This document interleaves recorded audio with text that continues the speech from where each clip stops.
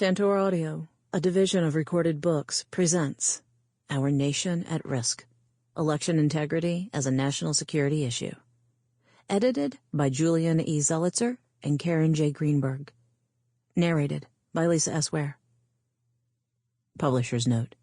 In this audio edition, you will hear references to figures present in the print and ebook formats of the book. Introduction. Karen J. Greenberg and Julian E. Zelizer. Our election system is not secure. The attack on the U.S. Capitol on January 6, 2021 was a wake-up call.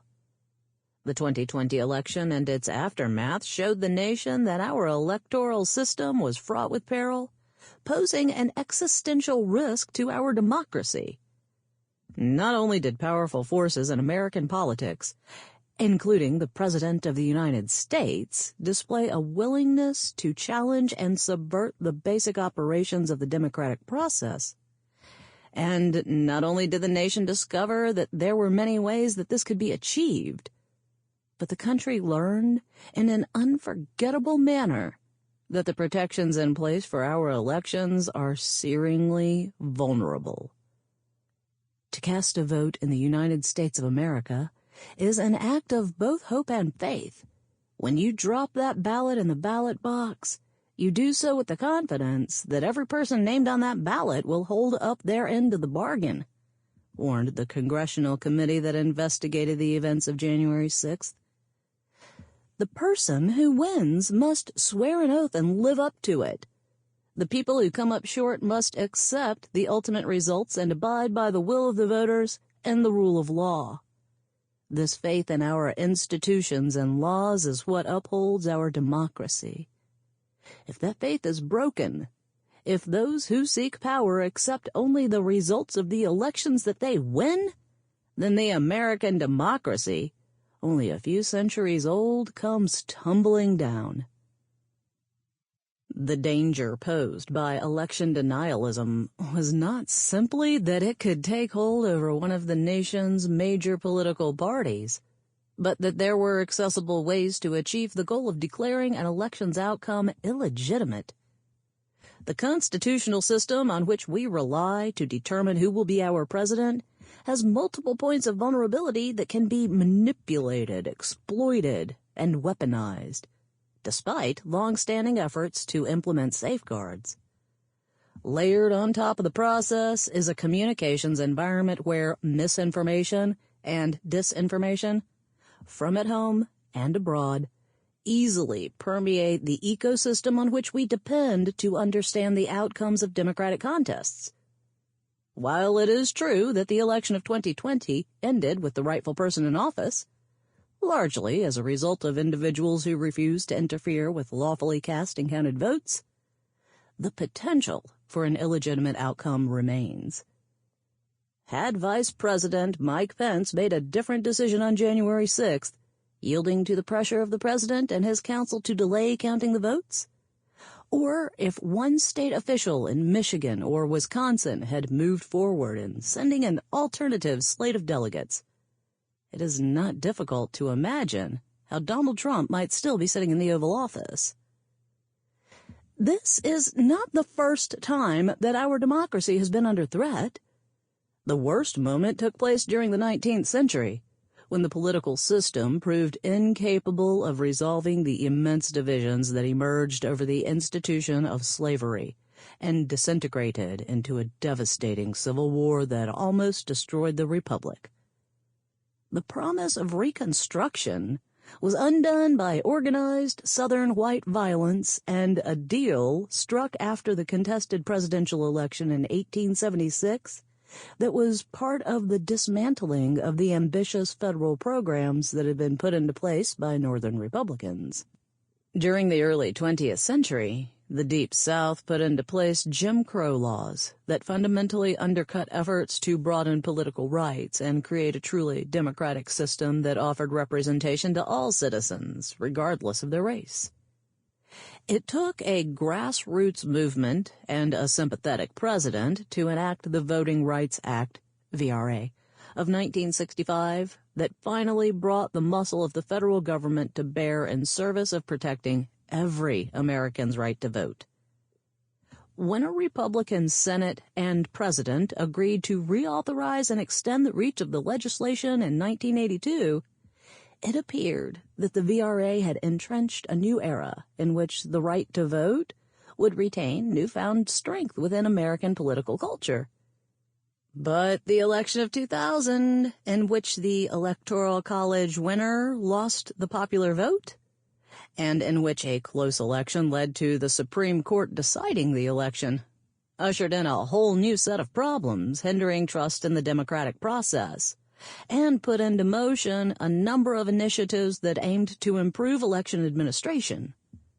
In 2013, the Supreme Court knocked down Section 5 of the VRA and helped open the door to state efforts that put into place new kinds of restrictions, not explicitly racial, but often falling hardest on Black and Latino communities, that became the center of political battles over democratic rights. Beyond question, Justice Ruth Bader Ginsburg wrote in her dissent, the VRA is no ordinary legislation. It is extraordinary because Congress embarked on a mission long delayed and of extraordinary importance, to realize the purpose and promise of the 15th Amendment. For a half-century, a concerted effort has been made to end racial discrimination in voting. Thanks to the Voting Rights Act, progress once the subject of a dream has been achieved and continues to be made. The court errs egregiously by overriding Congress's decision. Despite the fact that the nation has been able to overcome moments of vulnerability in our history, the survival of the system in the past is not evidence that a fragile democracy will always endure. January 6th was so perilous, taking place in an era where autocratic forces in other countries have been eroding democratic politics, that it has forced the nation into a reckoning with the threats that the security of our electoral system faces. In the 2020s, we have clearly entered into a new moment of political instability. While other Western democracies are also confronting unprecedented challenges to fair and just elections, the full array of dangers here at home is uniquely threatening. The nation can't afford to continue in this way. Presidential and congressional elections determine the future. With each election comes the promise and the peril of change. Domestic policy, foreign affairs, economic viability, and safety in our streets are but a few of the realities of life that the country's leadership stands to affect. The definition of national security must take into account the challenges that are posed to our free and fair elections, the bulwark that we depend on to prevent authoritarian forces from gaining a stronghold in the United States. Whereas many of the national security risks we have focused on stem from external sources, such as authoritarian governments in Europe or non-state terrorist networks, it has become increasingly clear that some of the most serious challenges stem from within.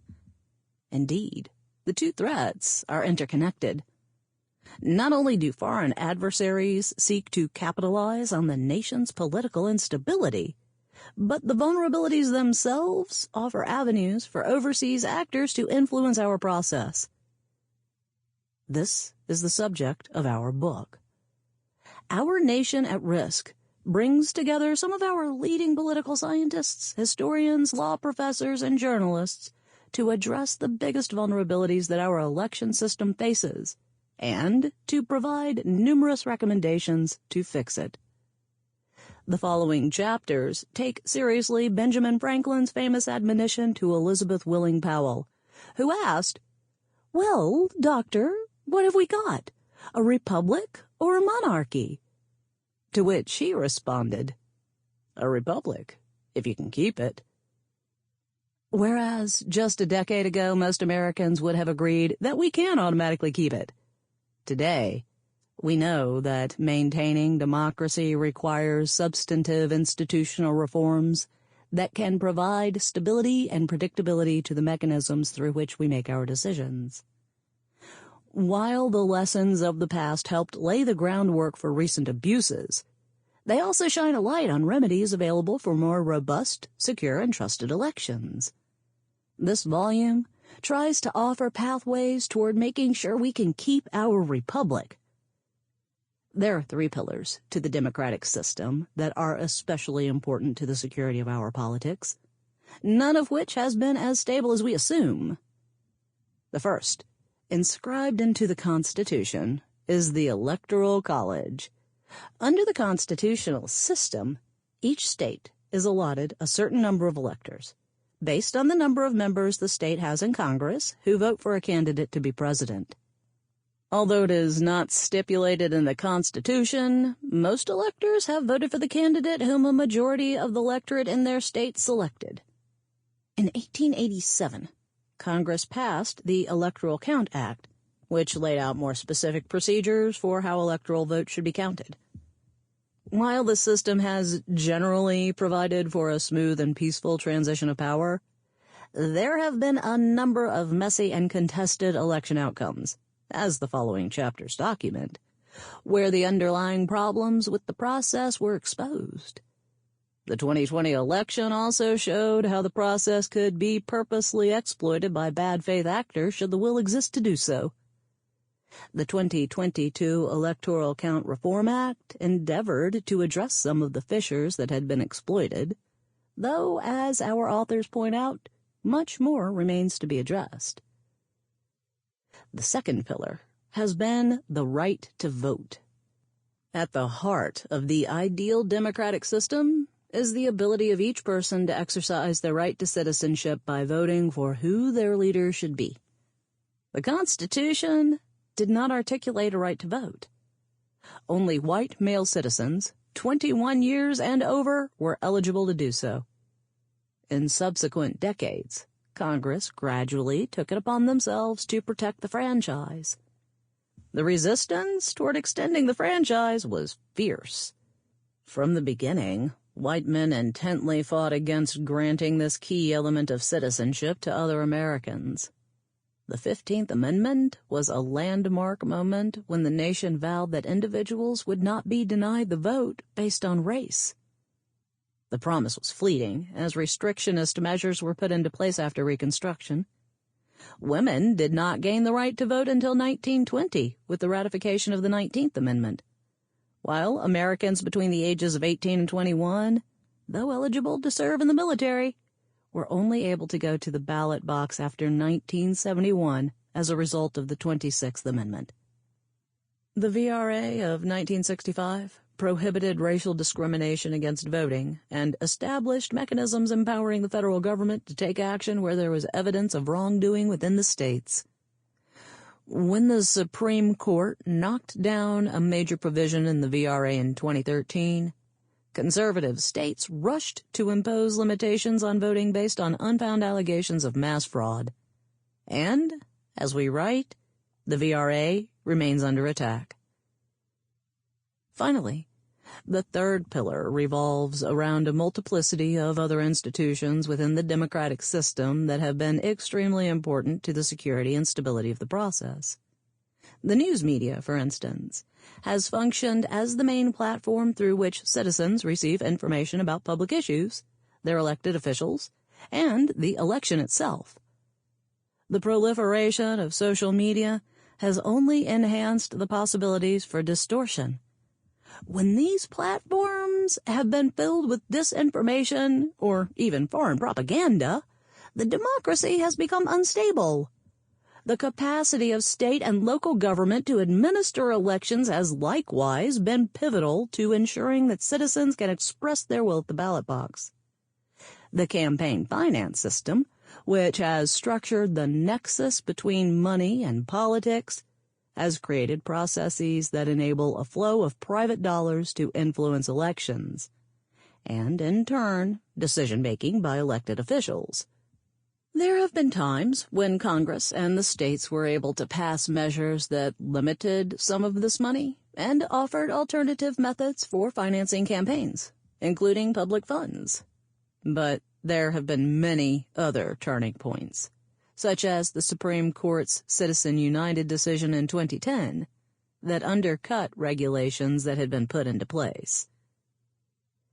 The chapters in this volume are intended to bring public attention to this complex array of issues that have come to bear on American elections, particularly for the presidency. Long-standing concerns such as election tampering, racial discrimination at the polls, and corrupt bargains still persist. Meanwhile, new realities have come into play in the 21st century. Technology, disinformation, and foreign influences pose novel and evolving challenges to the electoral process. The essays included here reflect on the major challenges confronting our electoral process and the consequences for the security of our democracy. The authors examine the historical and structural reforms pertaining to executive powers, voting rights, and the presidential transition that have led us to this moment. They examine the effect of foreign influences and corporate entities on campaigns, the impact of voting restrictions, gerrymandering, racial discrimination, and political polarization, and the role played by state legislatures as well as the courts in guiding election processes and outcomes. With the dangers to our democracy, in which election security is a crucial element, our experts offer recommendations for reform and best practices going forward. Our hope is that these chapters will enlighten listeners not just about the threats to national security that our elections pose, but about meaningful ways to strengthen the structural and legal underpinnings, as well as the public's understanding of our presidential elections. The authors explore these problems from different angles, ranging from the foreign policy and election interference interconnection to the basic technology used to tabulate voting and to the use and abuse of laws, authorities, and policies surrounding elections. A holistic approach to reform and strengthening the way we decide on our elected officials will be essential to breaking through some of the structural problems that were exposed in recent years. The book is organized into 3 sections. The first section examines the sources that caused and continue to cause insecurity in our election system. Greenberg, Zelizer, Surrey, Hemmer, and Edsel.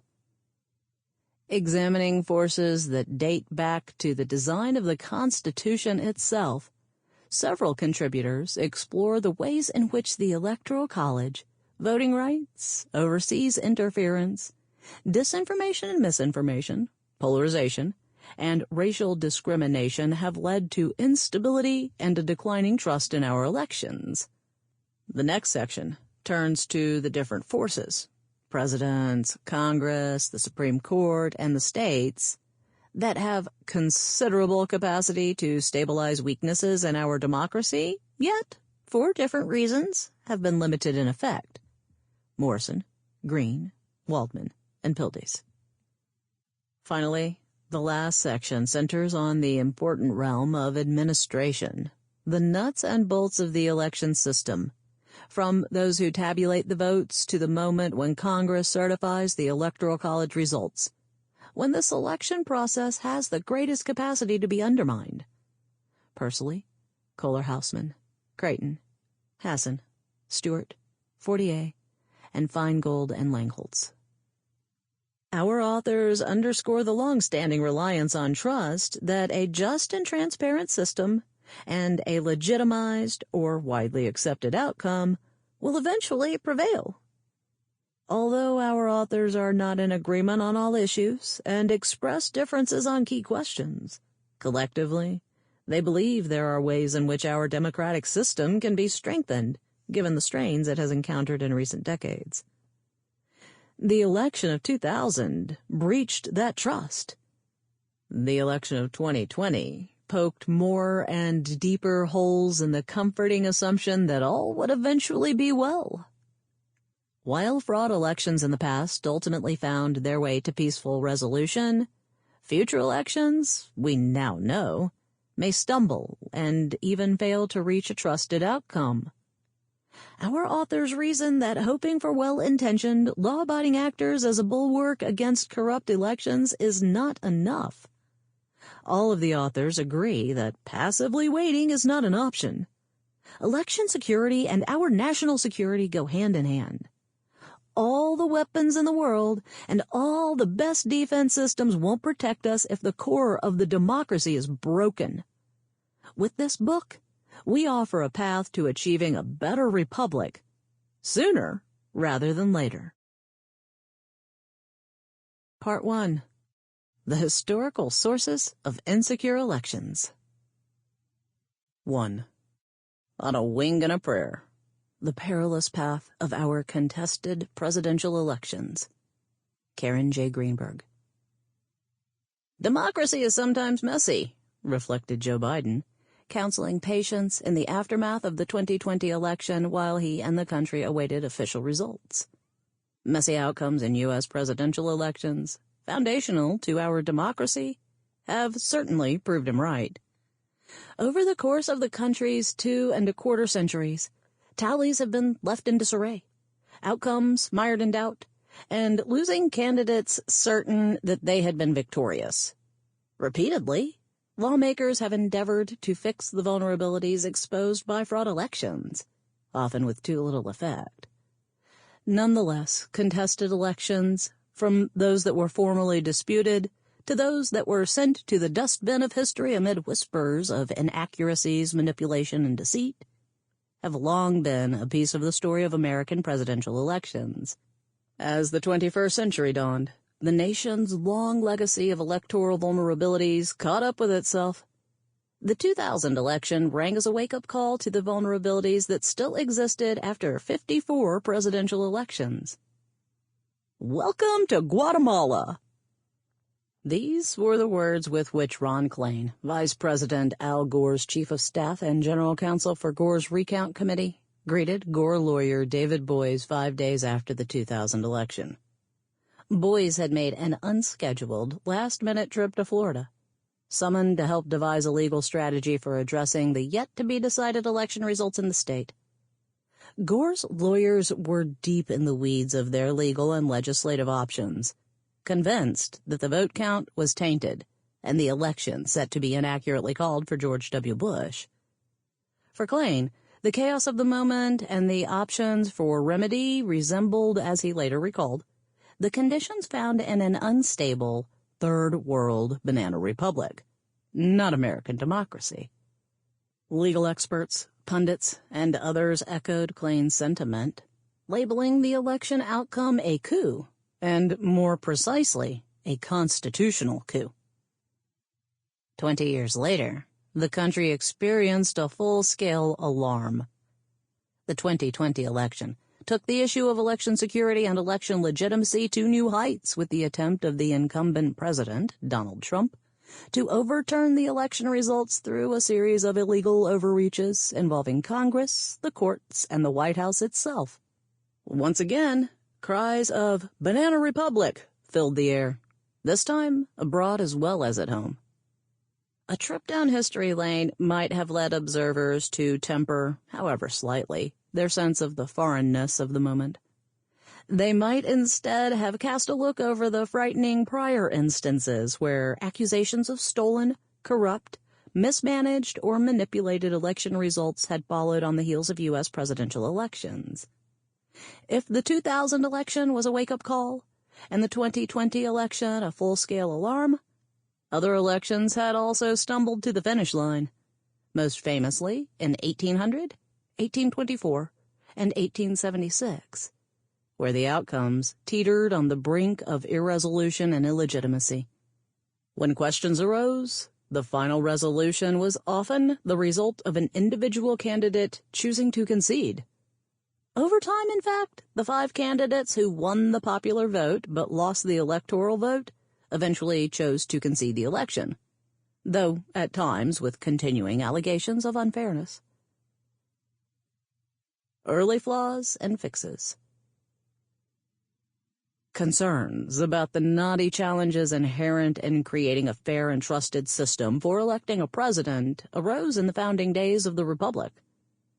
Attendees at the Constitutional Convention of 1787 recognized the ambitiousness and potential pitfalls of the task they had set for themselves in devising the electoral system for choosing a president.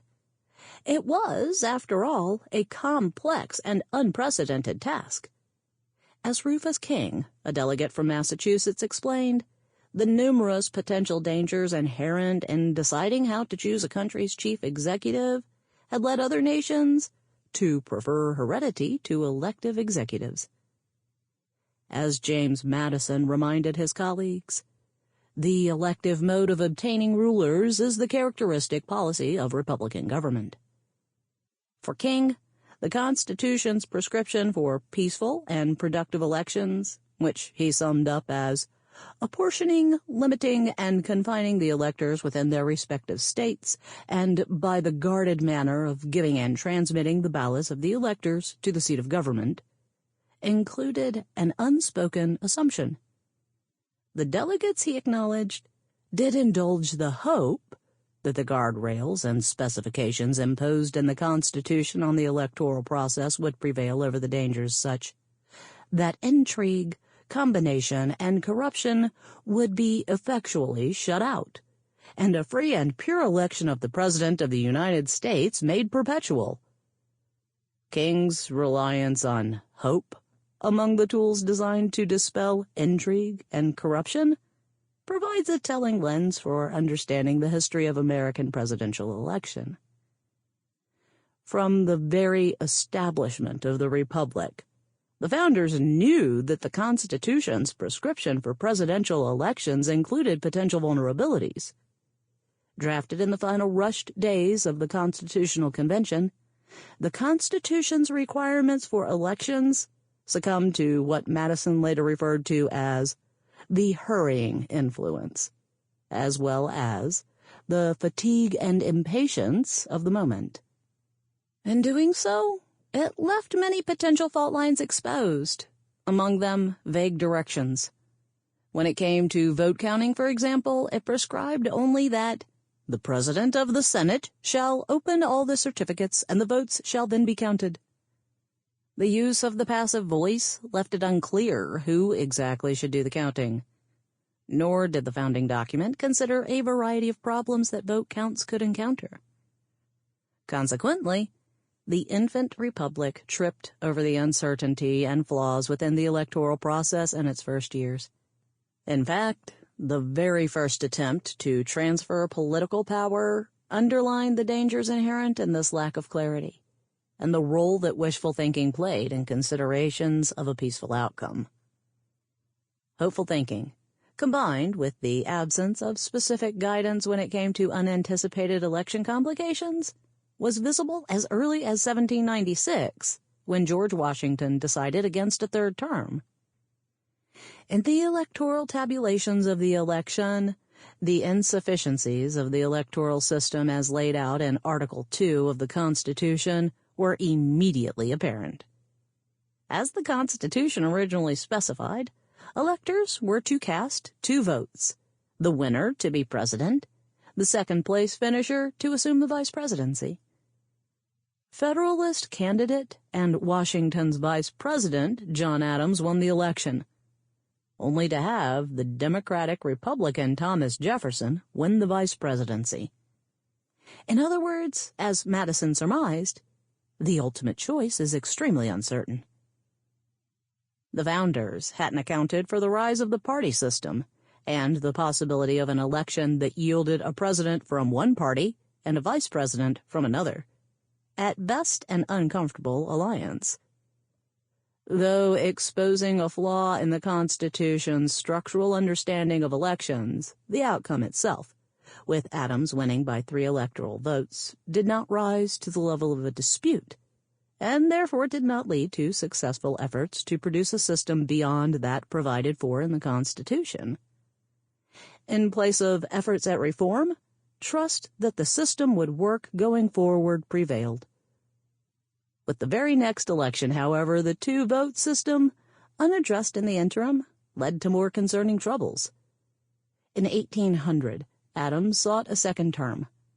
Disunion within the Federalist Party helped lead not only to Adams garnering third place when the vote was tallied, but also to a tie between Jefferson and his running mate, Aaron Burr.